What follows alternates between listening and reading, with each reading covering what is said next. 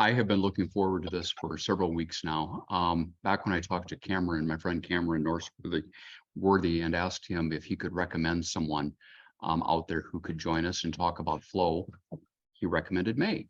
And when I spoke with Mae, I learned that she doesn't define flow in precisely the same way that we do, although there certainly are a lot of similarities. One of the things that Mae pointed out was that she doesn't have any theory to talk about. She doesn't have any data to share. And I thought, I think probably to her surprise, that that is a good thing. We have plenty of theory. We have plenty of data. Universities are filled with that. But one thing we don't have, universities aren't very good at, is managing and sharing wisdom. In fact, I think a lot of universities in many ways are suspicious of wisdom, finding it too subjective. But Mae has, I think, remarkable wisdom from her own experience to share with us. And who knows, we might even find that a lot of that wisdom that she has to share based upon her own experience maps onto the theories and onto the data that we've been studying anyway, and we don't have to call it theory or data. So I'm going to turn this over to Mae, allow her to introduce herself, and she's going to speak to us for about 45 minutes, and then we're going to open it up for questions for people joining us on Zoom and for those of you here in the classroom. And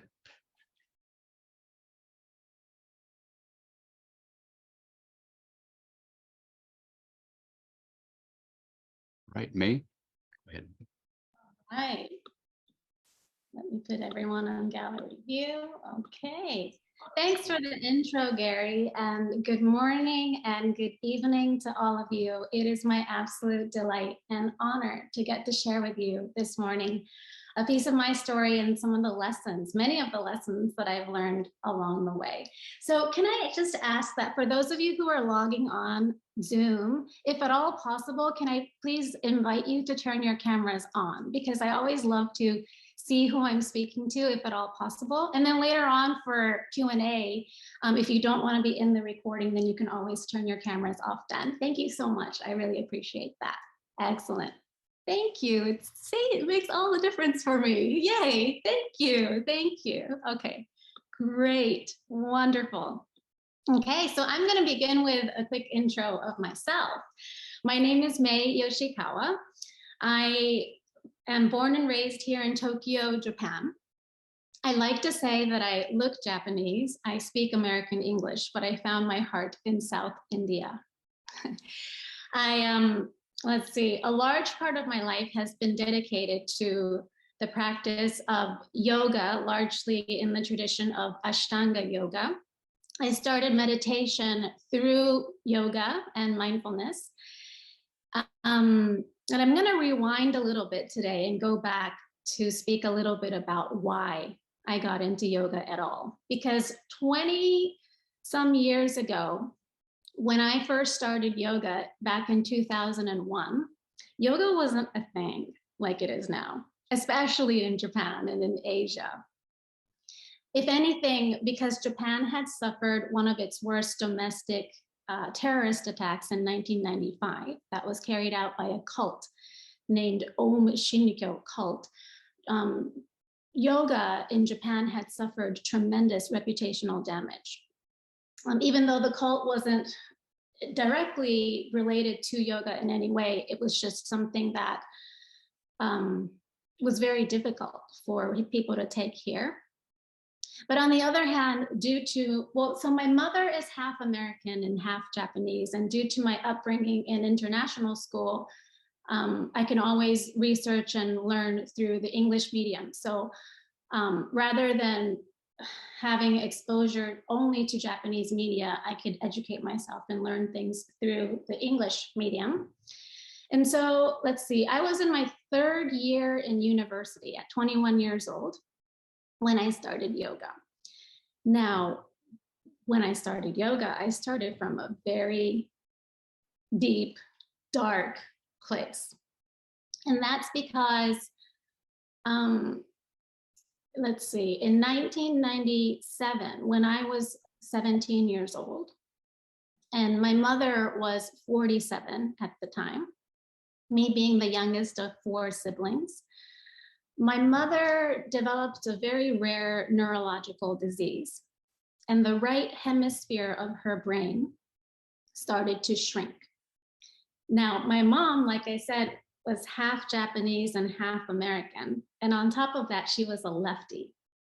So this presented all sorts of atypical things in the medical world. And it took us 9 different university hospitals in 2 whole years for them to reach a diagnosis. And that was when I was 19 and she was 49 when they first reached a diagnosis, and they called it atypical Alzheimer type dementia. Clearly young onset. I mean, she was still in her 40s, right? And as you can imagine, this was devastating news, not just to her, but to all of us. And it just changed our future in a way that we couldn't fathom. And nobody knew. The doctors couldn't even tell us how her condition would change. But they did show us statistical data, and they said she has 10 years to live at best. She actually outdid that by 7, so she lived 17 years from the diagnosis. But it turned my life upside down. It changed everything for my mom.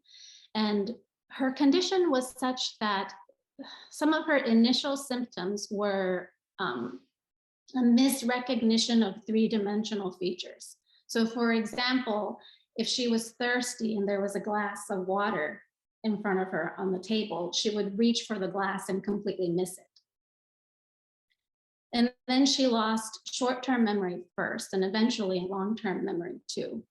So within the first 2 years of the onset of this disease, I started asking big questions like, how many more times is my mom going to be able to call my name?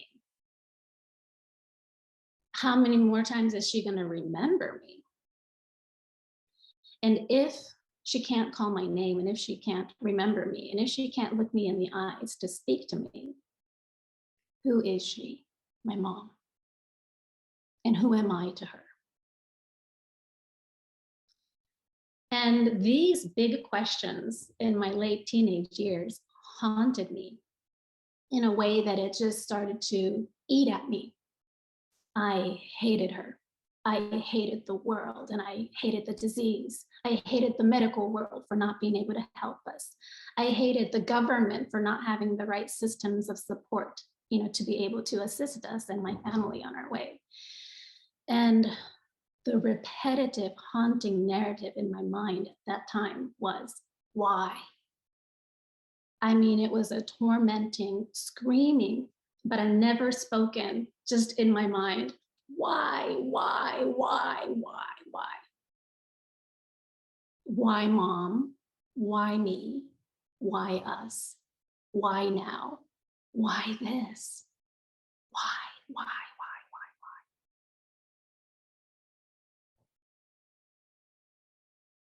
And this repetitive question tortured me in a way that, gosh, in a matter of a year or 2, I got sick because it ate up at my health. I mean, it was tormenting my mind. And so I got depressed.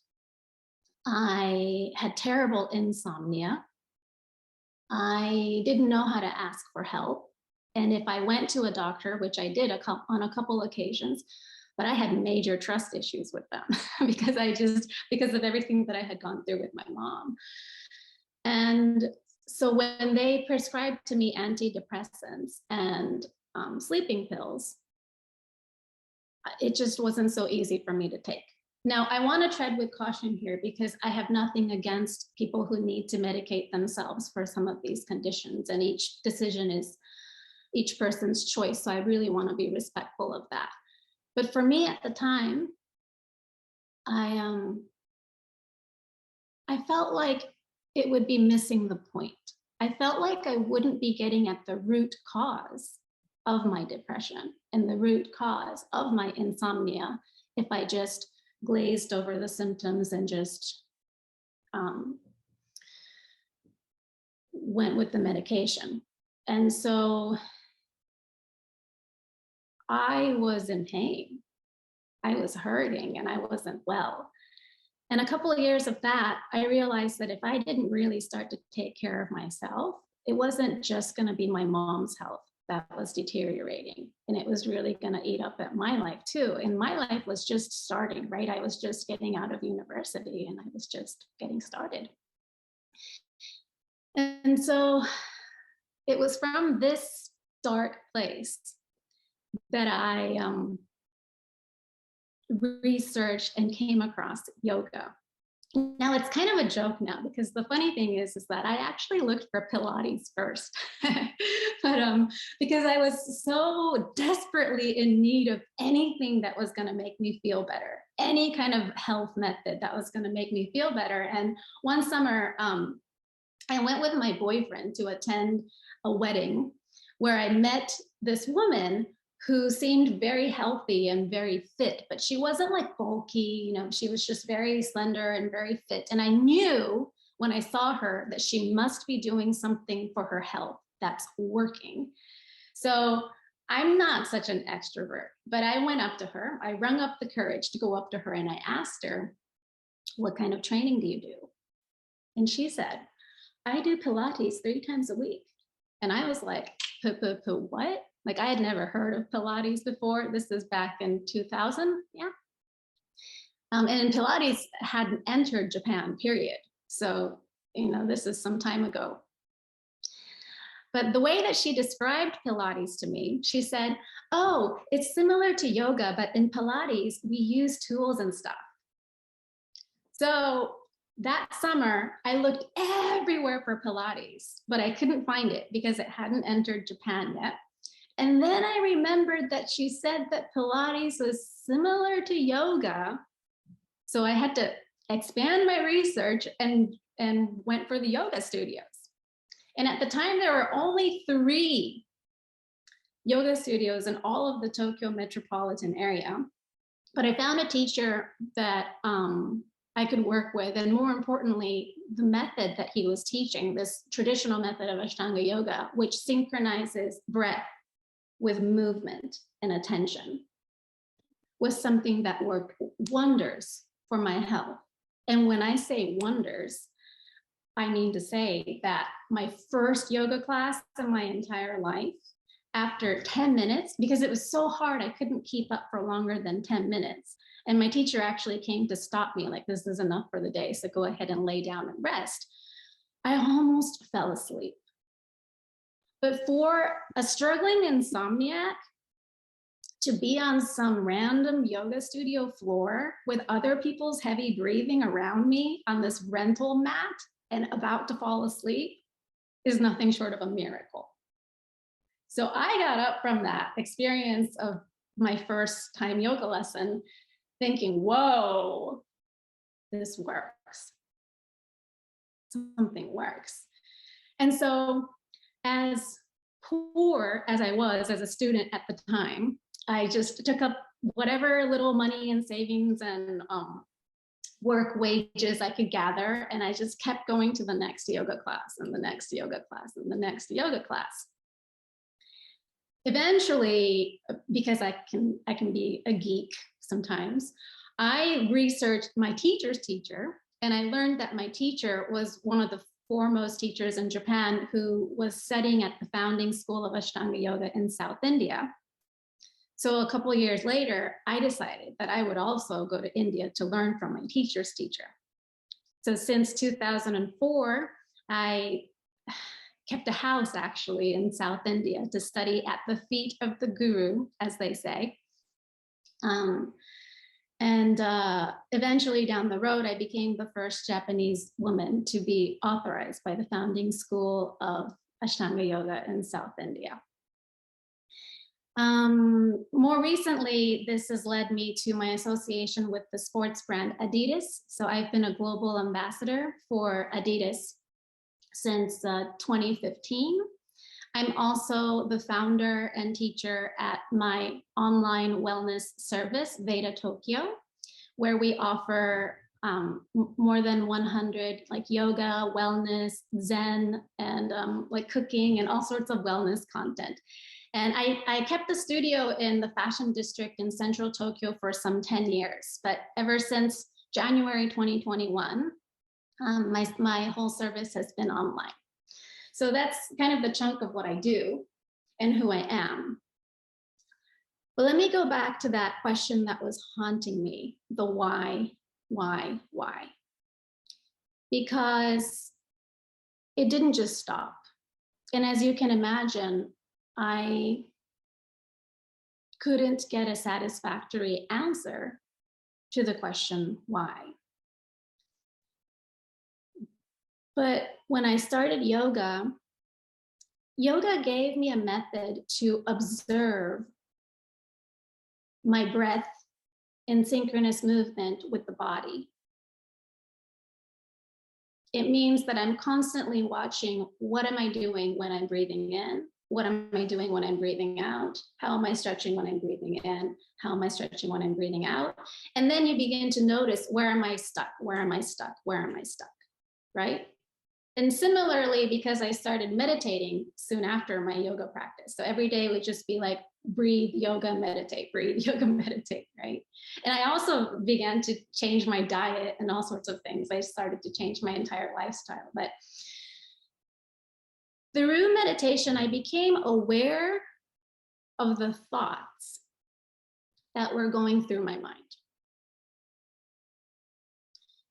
I became aware of the voice, the narrative in my mind that was saying, why? So instead of just going, why? I became aware of the fact that there is the question why inside. And this started to kind of peel off the layers of awareness, right? And then I realized that this relentless and tireless repetition of the question why over years, not just months and weeks, but years, was not serving me. It wasn't helping me feel better. It wasn't getting anywhere. I wasn't getting any answers. It wasn't helping me to feel better. It was actually relentlessly, tirelessly making me feel a little bit worse, because it was like I was banging my head against this question, why? And then I came to the realization that, well, if the question why isn't serving me, maybe, just maybe, I might consider letting go of the question, even though I haven't gotten a solution. And so, as adamant as I was and as stubborn as I was feeling, for my own good, slowly, I began to release my mental grip on the question why, which I now wholly recognized was torturing me and tormenting me, and it wasn't serving me. Now, it took me years to sort of gain perspective on what was actually happening during this time.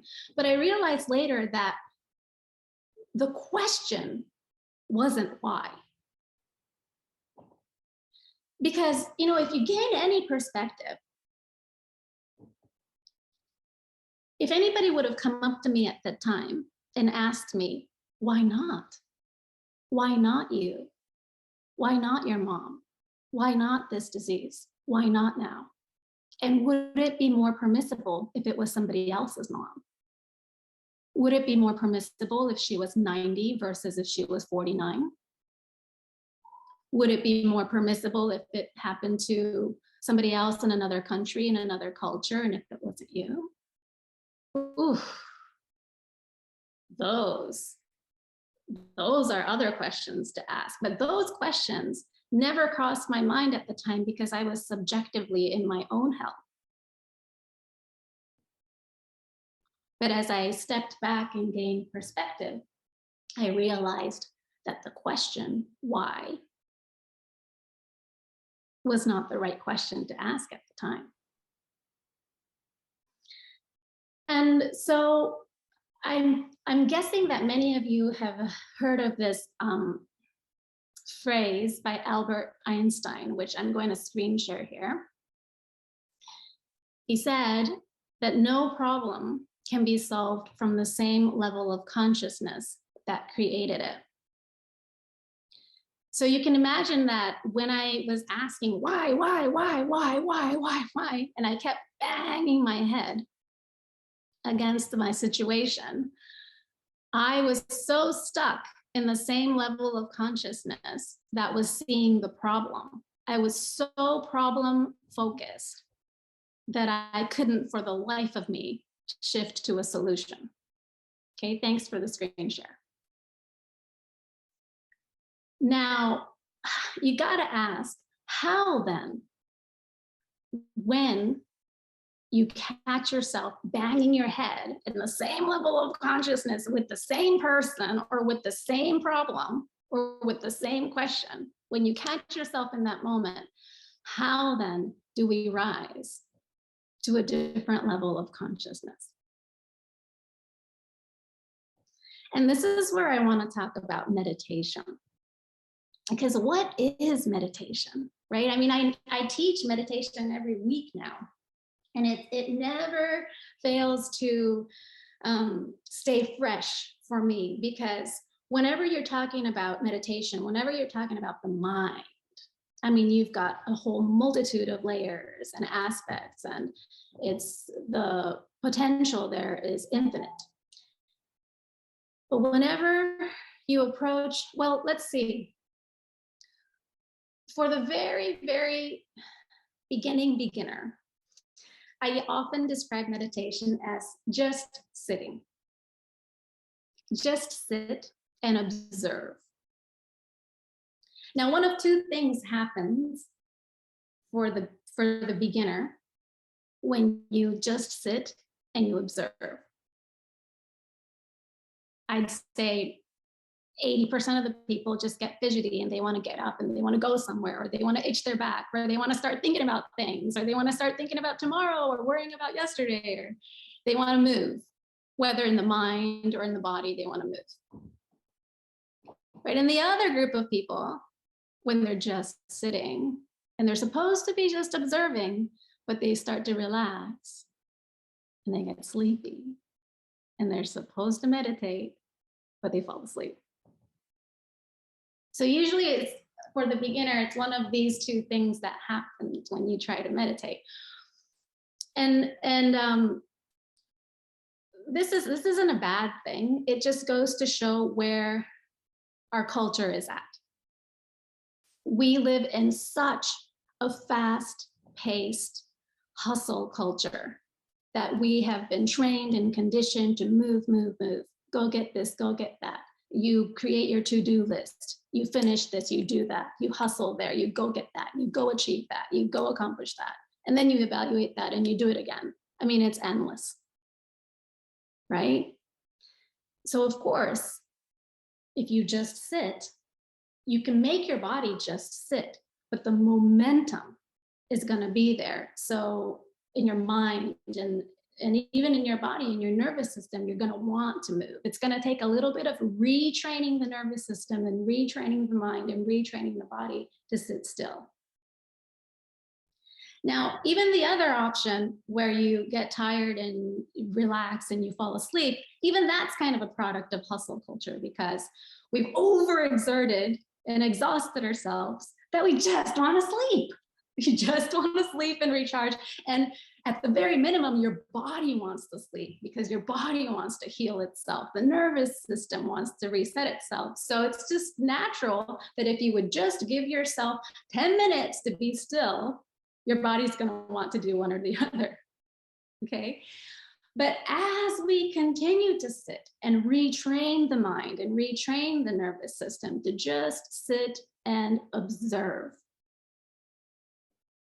what you begin to do is you begin to observe the fact that you do want to move.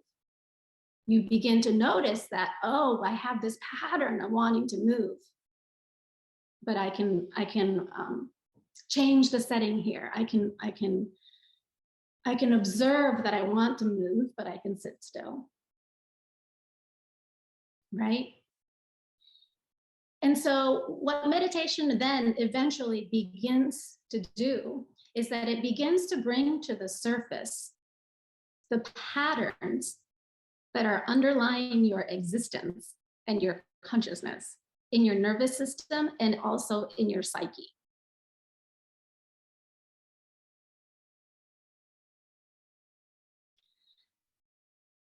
Then, as you train yourself to still sit and still observe in meditation, the meditation serves as the most effective method to detach from the patterns that your system has been systematically engaged in, habitually engaged in. But as you retrain yourself to just detach and observe, then it gives yourself the chance to neutralize that. And so another way to speak about meditation is to say that meditation is the art of letting go of some of these patterns emotionally and psychically, and even in your body and your nervous system that you've been so repetitively engaged in. I mean, we don't even think about these things, but chances are when you wake up in the morning, you do the same thing. You turn your alarm off, you probably go use the bathroom, you get a glass of water, you might even have the same breakfast. Chances are you've got your routine. You know, and it's not so easy to change sometimes, but when you meditate, it gives you a chance to detach and observe and let go of some of the things that you don't want to be hung up on anymore. Now, there are some things in your thoughts and thought patterns, or even in your emotions and emotional patterns that are harder to let go than others. In my case, this why wasn't so easy to let go. You couldn't just tell me, oh, let go of it, Mae. No, it mattered to me. It meant something to me. And it wasn't just so easy. I mean, I was like a pit bull. It wasn't so easy for me to let go. But as I began to explore, well, since I recognized that it wasn't serving me, how can I let go of something that's so important to me? And so through my years of practice, I learned two effective ways of letting go. The first is, if you can, when you can, just let go. Just let it go, right? And when that fails you, when you notice that you're just not able to let go of something, try letting it be. Just let it be as it is. And ironically, even if you don't let it go, if you learn to just let it be, you've let it go. At least in your mind, you're not clinging to it, you know? So at my studio, Veda Tokyo, I have this beautiful man, a German-born Zen Buddhist monk. He's been living in Japan for something like 30 years, and he speaks embarrassingly good Japanese that makes mine look like crap. But so this Zen Buddhist man, Nelke Muho, he was a former abbot of this temple Antaiji in Hyogo Prefecture for some 15 years. He teaches the regular Zazen meditation classes in our studio. Now, there's this beautiful quote by him. One of our students asked him, I don't really understand. What do you mean? You sometimes speak about letting go of your thoughts and letting go of your ideas and letting go of these patterns, but you also speak about accepting things as they are, accepting, your patterns and accepting your thoughts and accepting your feelings as they are. So a student asked him, they seem like paradoxical concepts, how do we let something go and accept something too? And he answered, this is what he said. I'm going to screen share here. He said, full acceptance and letting go are the same thing. 手放すことと受け入れることは同じことだ。Full acceptance and letting go are the same thing. Thank you. I see some of you are kind of like, wow, that's a lot to take. Okay, thanks for the screen share. So what I want to speak with you today about is integration. Because when you have something that presents a challenge to you, right? Like the thought, why, was presenting tremendous resistance in my mind. And I fought it, I fought it hard. And when I realized that it wasn't working, then I learned to choose to let it go. But even in letting go, it wasn't about giving up in the sense that I would turn my back on it. It was more like I would surrender to it being the truth of my life and it being a part of who I am and it being a part of who my mom is. And that I would learn to be okay with it, that I would learn to accept my life as it is versus bang my head against reality. Right? So I think this one might excite Gary, but I brought this to show you because this old book here is one of my favorites. And this book is called Yoga, The Art of Integration. And this is a commentary on the Yoga Sutras of Patanjali, which is like one of the ancient and sacred texts of yoga. And, yoga, of course, is understood on a day-to-day level as this physical, mental wellness exercise. But yoga, in essence, the word yoga means union.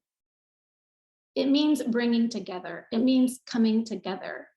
Then you have to ask, what are you bringing together? What are the separate aspects of yourself that are disintegrated that you are wanting to bring together? So instead of moving into a discourse on the different theories and philosophies of yoga, I want to give you a few real life examples, like practical examples to work with. So I have this in my book, which is yet to be published. I have this definition of tsunamis as I have created, which I'm going to share with you here. Tsunami, definition, a tidal wave, also known as a seismic sea wave, a series of waves in a water body caused by the displacement of a large volume of water, generally in my life. So thanks for the screen share. So I have had these life experiences where I have been floored and tumbled, and I just so disoriented, I couldn't tell up from down. And I'm guessing that some of you have too. We take a beating from life every now and then, if not yet, then, who knows, right? But in all of my experience, I'm going to step out to say that as far as I can remember and as far as I can speak for from my own experience, that grief, the experience of grief has got to be the hardest, most difficult to accept emotions for a human being. And when I say grief, I don't just mean loss. I don't just mean death. Grief can be about loss of hope. Grief can be about loss of a life that you thought you were going to have that you might never have again. Grief can be about the loss of an idea. For example, in my case, when my mother's diagnosis and her prognosis hit us, it wasn't just about losing my mom. It was about losing the idea of my future with a healthy mom, where I would get to know my mom in adulthood as a person and as a woman, where I would get to know my mom as a grandmother to my children, and where she would get to know me as an adult. It was the loss of all of these ideas that I thought were mine to have. But these things weren't going to happen, right? And so grief comes in many forms. But I have another huge experience in my life, actually. In the spring of 2018, I lost my husband to a sudden traffic accident. Now, we have two sons, and my elder boy was 8 years old at the time. So he was old enough for it to have really impacted him. And the little boy was only 5 months old. So I was still nursing him. I was a nursing mom. And one morning he left for work, just a vibrant, healthy, beautiful man, and just never came back. That's a huge tsunami, right? And when the impact of this event hit me and hit my life, the grief was so tremendous that there was no fighting it. I couldn't barge through it, and I couldn't charge through it. Like, I couldn't move. I couldn't breathe. You think breathing is supposed to be automatic, but no, I needed to intentionally, effortfully inhale to keep myself alive. And I fell off the face of the earth, and life as I had known it completely shifted. And really, for the first 2 years, I would say, I made it my objective to just hang in there and to just stay alive. Just hang in there and just stay alive, But as I look back, I realized that this experience of grief was so valuable to me because in its own way, it taught me that I'm not meant to charge through and barge through resistance.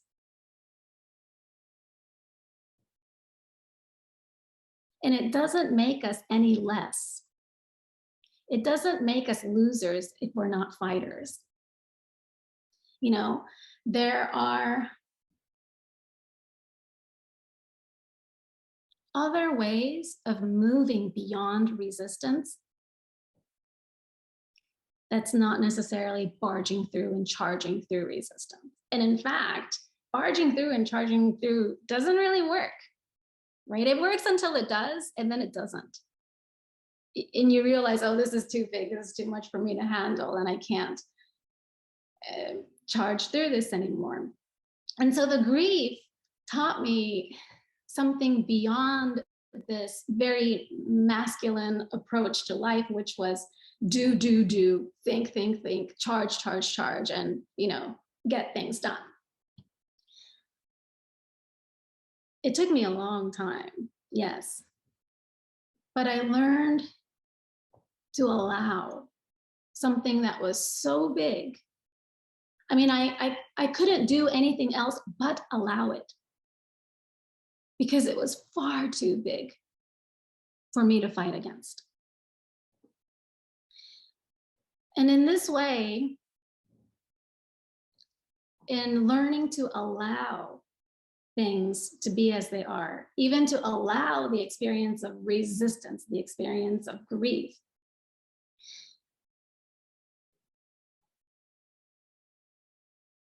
I learned not just this balance of pushing through this masculinity and this allowance, this femininity, but the ability to integrate the two, not in an either or way, but in a way that would just move and flow with the ebb and flow of life. So sometimes even when I'm teaching meditation, can you guys see this? I use this yin and yang sign. And, as a yogi, and that's constantly in practice of inhaling and exhaling evenly and evening out the energies of my body and of my mind, you'd think that the idea of balance and flow is about equanimity, like 50-50. Until one day it occurred to me that this Tao mark, the yin and yang, isn't presented with a straight line down the middle. It's presented with a curvature. And the curvature, in fact, represents movement. It represents the fact that you're not meant to be 50-50 equanimous. You're meant to be 50-50 sometimes, and 90-10 sometimes, and 20-80 sometimes, and 40-60 sometimes. You are meant to flow and be human and to keep moving. So what I want to suggest is this idea of integration being the bridge between resistance and flow. So I'm going to have my assistant screen share again here. A very rudimentary visual here. But when you are talking any resistance, whether it's physical or emotional or mental, and you recognize yourself to be in resistance to something and you want to move to flow, rather than to barge through, charge through, or to make an enemy of resistance, the idea here is instead to integrate the experience of resistance as a part of you, to embrace it and to include it. And in doing so, what you do is that you show yourself you're actually big enough to integrate it, that you do not need to fear it. You do not need to cringe in the fear of resistance. You do not need to resist resistance. In fact, you can be big enough to integrate it. Thanks for the share. Okay. So this is true, especially for any negative or dark emotion or thoughts, anything that you cringe to want to include or admit to yourself, right? And yoga presents two paths, two approaches to these things that are difficult to accept, the resistance that you face. One is called neti neti, and that's the practice of saying, not this, not this. So say you meditate, or you don't even have to meditate, but if you realize that you're angry, you're so angry, the first step is to say, I am angry, but instead of just saying I am angry, you say, I have anger inside me.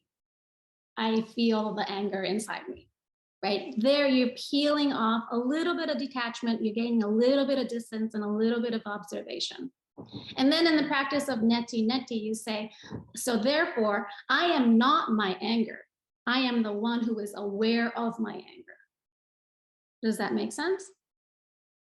Yeah, so that's the first step. So you can say, I am not my anger. I am not my sorrow. I am the one who is aware of them, okay? And as you are able to release these emotions, you are also seeing that they are a part of you and that it's okay. Now, there are other things that are harder to say, not this, not this. To say, I am not my sorrow, I am not my anger. You might say, I am not my sorrow, I am not my anger, but you might also notice that I'm still feeling really angry. I'm still feeling really sad, right? And that's when I want to give you another option, another way to approach your resistance. And the other way is this. Are you guys ready for this? I want you to walk straight into the fire and embrace it. I want you to own the fact that you are this angry, cranky person. I just want you to embrace the fact that there is this anger inside you, or there is this darkness inside you, and I just want you to own it. At least that way, you're being wholly integrated. At least that way, you're not resisting resistance. And weirdly enough, and this is called the tantric path in yoga, where you're just walking right into it, not resisting, not turning your gaze from it. You walk right into it and you just embrace it. Mysteriously, should you have just enough courage to walk up to it and embrace it, you show yourself that you are able to safely embrace it, and you haven't died. You haven't disappeared. It hasn't destroyed you. You can actually be that angry and be okay. And so mysteriously, either path works. The neti, not this, or the walking in and embracing it. So here I'm presenting to you a little rough sketch. When you notice that you have the resistance, right? The first thing you want to do is you want to come to an awareness of the resistance. And this awareness happens in neutrality. You want to just observe it. So when you're aware of your anger or your sadness or whatever resistance it is, you want to be careful that you're not judging it. Because when you're judging it, you're still being judgy about it. You're still resisting it. So you want to find it in you to come to a place where at least you can just admit that it is the way it is. So it feels really dry, like cut and dry, but you want to just be neutral about it. Awareness, realization is always neutral. It's not charged. It does not state opinions. It's kind of like stepping in the clutch. If you were driving a stick shift car, you can't just move from a lower gear to like high gear. You want to step in the clutch, loosen things up, have a wide, broad view, and then you can decide where you want to go next. And that's where choice and attention comes in. Is this thought serving me? If I keep asking myself why, is it really serving me or is it not? And if not, then where do I want to shift my attention to? Right? And this is really the magical power here, is when you learn to exercise your attention in a way that it serves you, then you begin to direct by choice your attention to the thoughts, beliefs, emotions, and perceptions that are going to serve you and to serve your wellness. Okay? All right. So pop quiz, everyone. What do you think is the best thing that's going to help you personally to develop this awareness? If you're sleepwalking through life and you're just cruising around and you haven't really woken up to any greater awareness, what do you think is going to wake you up? Resistance, right? You're going to come up against someone that's going to piss you off. You're going to come up against something that you thought was supposed to be this way, but it's not going to go exactly the way you want it to be. And that's what's going to wake you up and ask you to step up and ask yourself, wait, do I really want to keep, pointing my attention there? Or do I want to reevaluate? And that's what I mean when I say you don't want to and you don't need to. And it certainly doesn't help you to make an enemy out of resistance, because resistance is actually here to help you. It's here to show you, how can I be bigger? It's here to expand your awareness. It's here to invite you to be a bigger version of yourself. I see you guys smiling there. It's so nice. You can count on life time and time again to show you resistance, because it will. But what I want to leave you with is that when you come to resistance, when the resistance comes to you, I want you to remember that you always, 100% of the time, have it in you to be bigger. Who has a question? To be bigger than that. All right, thank you. Thank you so much, everyone. And I haven't left too much time, but I still want to give you guys a little bit of time for questions and answers. So I'm going to hand it back to Gary.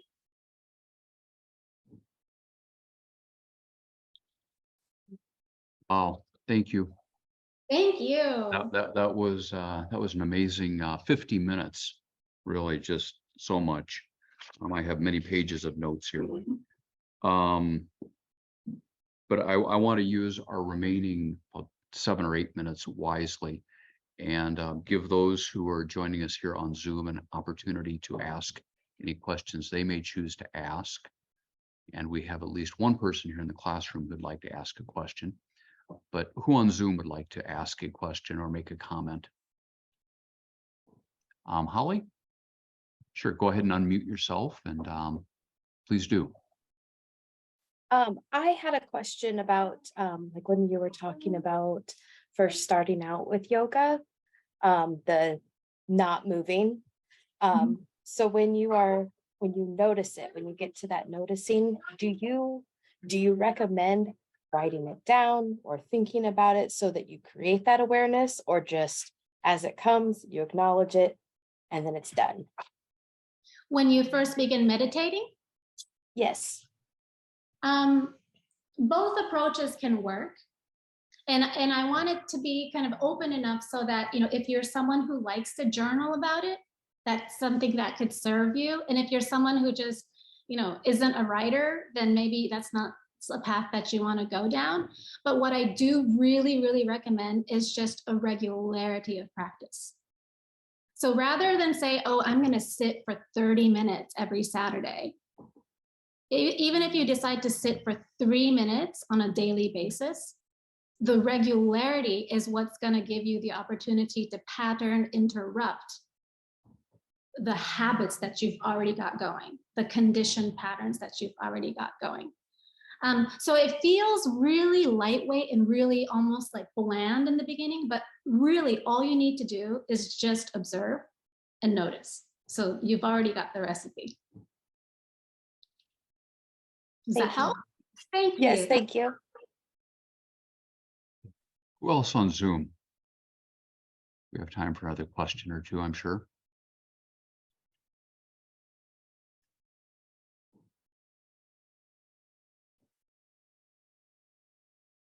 We have 17 participants. Anyone care to ask a question? Sure, go ahead. Unmute yourself and please do.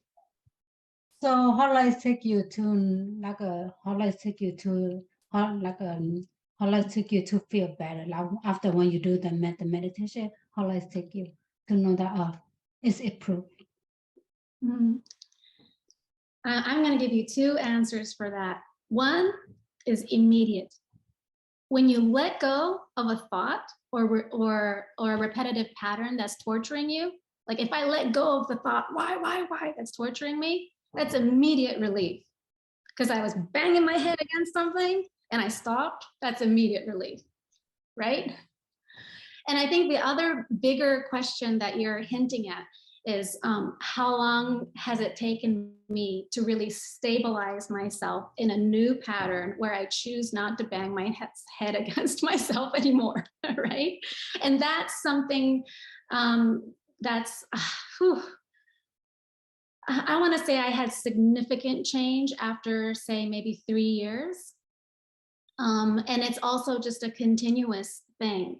And like I said at the end of my presentation here, you can think that you're cruising by and you're a great meditator and whatever, and still life is going to present you with the resistance that's the most challenging thing for you. Why? Because you're being given the opportunity to grow. You're still being shown that your awareness can be bigger. You know, so one, you can have immediate relief. The other is that it's a forever ongoing, beautiful process. I hope the latter one doesn't discourage you, because I know that I used to think like, oh, I know how long this is going to take me forever. But the truth is, the more that I get into it, the better it gets. And what I mean, what that personally means to you and to me is that if not already, you have the full capacity to love your life and to appreciate your life wholly and completely. And you will wake up every morning knowing that it's a great thing to be born as you, because that is your gift. And if you don't know that in a way that you feel in the marrow of your bones every morning, I don't know, I guess my message to you is that you can. You know, when you stop banging your head against these things that you don't want to accept, that it can't happen. Yeah. Thank you for your beautiful question. Okay. We have a question in the chat from Megan. Sure. Who can't ask her question on camera, but as she writes, my question is, how would a person with ADHD calm their mind / let thoughts go when I am sitting, but my brain is still moving 100 miles per hour? Beautiful question. So on one level, if you want to get professional help and professional assistance, I'm sure that there are people that specialize in it.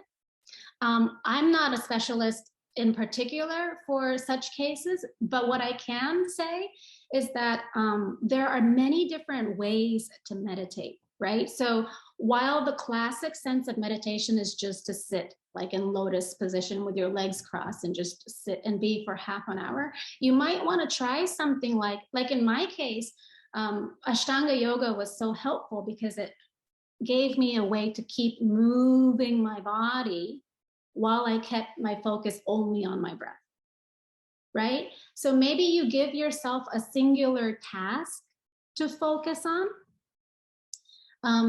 even if it's like, I don't know, like bouncing the same ball against the wall or something, but give your, when I say that, I like to include and incorporate the body, because you're actually not just re-educating the patterns of the mind and psyche. You need to re-educate the nervous system, which is in a fidgety pattern.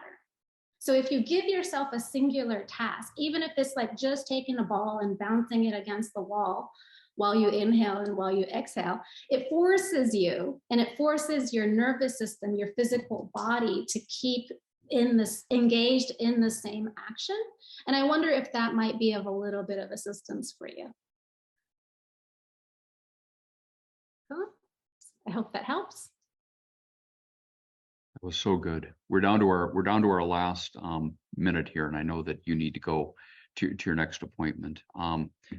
I started in the introduction by calling attention to your observation that, you know, you have no theory, you have no data to present other than your own experience. And I wasn't quite sure what you were going to talk about, what you're going to say when you said you wanted to talk about integration. But aware of it or not, what you talked about when you talk about integration fits wholly with the concept of flow as we talk about it. Csikszentmihalyi's concept of flow is built upon this principle of complexity, which is the notion that having a full life is a life that's highly differentiated and highly integrated. You find ways of integrating all of it in a meaningful pattern for yourself in the moment and across your life, all of the things that are important to you. So really, really well done. So thank you so very much. I think you wanted to share a little bit of information, or at least I would like you to, about where people can find you. Thanks. Did you have a question in the classroom? Because I don't. We do if you have time. I just want to give that opportunity because I don't want to leave you hanging there. If you're okay with that, okay, go ahead. Nicole has a question. Thank you. Hi. You. I wanted to ask, have the classes you've taught supported your love of like diversity in people, and have your students ever taught you a new way of thinking? Absolutely, yes. Every day, every week. Every one of my students, including you, dear one, are thoroughly my teachers, because you show me different aspects of myself that at times I haven't seen yet, or perhaps they're not in the forefront of my awareness. And at the same time, every different person I speak to, no matter how young or old or rich or poor, I find a common thread in humanity. You know, all the little intricate details are different. Like my mom was sick, or my dad was an alcoholic, or whatever, like whatever your circumstance is. But the way that the human mind approaches that, and the way that we rise to greater awareness, is an individual as well as a collective act, as I see it. And that's what really brings us together. Yeah, thank you for your beautiful question. Thank you for your answer. Thank you. Wonderful. You'd like to share some information about where people can find you online? Yeah, thanks, Gary. So, and thank you again, everyone, for this opportunity. I told Gary, but one of the reasons why I was so quick to say yes and to connect with you in this way is that, believe it or not, I do 95% of my regular day-to-day teaching and sharing in Japanese. Right? Isn't that weird? Because, you know, but I wanted to, actually, this is something that's come out for myself in the past few years beyond the loss of my husband, is that I wanted to find greater expression for myself. And I wanted to find an outlet for my content that would have a more global reach. I wanted to start putting myself out there in English.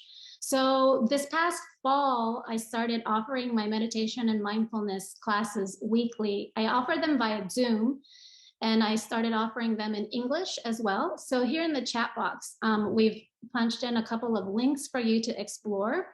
The first one is if you'd like to receive just a bi-monthly newsletter.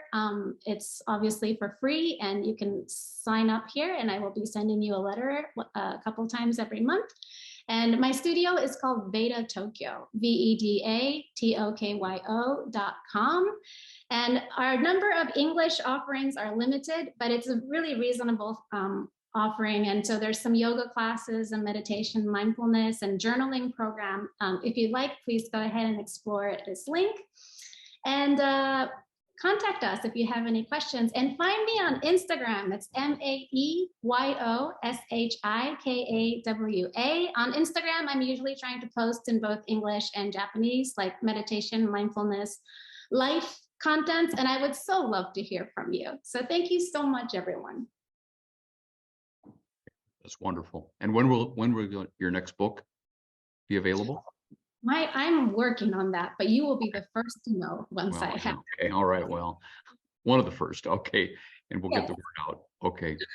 Absolutely. Thank you so much for this opportunity once again. No, thank you.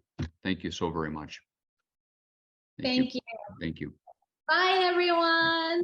Have a beautiful evening. Thank you so much.